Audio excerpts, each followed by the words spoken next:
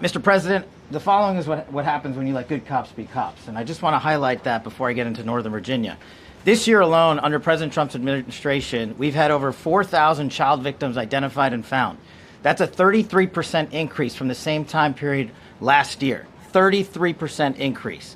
We've had a seizure of 1,500 kilograms of fentanyl up to this date. That is a 25% increase since the same time period last year. And just to put it in perspective, 1,500 kilograms of fentanyl is enough to kill 115 million Americans. 115 million Americans. Cops are getting after it. The FBI has arrested 19,000 people this year alone. Thanks to President Trump's administrations, that's double than where we were this time last year. And we have also arrested 1,600 people who have committed violent acts against children. 270 of them are human traffickers of children. Mr. President, this is what happens when you have great leadership at the Attorney General with Pam Bondi, your administration's priority of protecting the homeland and protecting American citizens and protecting our children, and the murder rates are plummeting.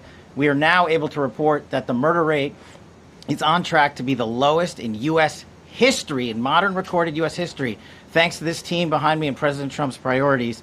And how do we do it? And what are we going to bring to D.C.? What we did in Northern Virginia, thanks to Terry Cole and Governor Youngkin and the team, we stood up a task force out in my Northern Virginia field office, and we said, let's let good cops be cops, let's get them the intelligence and what they need, and let's get the red tape out of their way, and let's get DOJ partnered up with us to bring great prosecutions, and that's exactly what we did. In 1 month, we arrested 545 violent felons.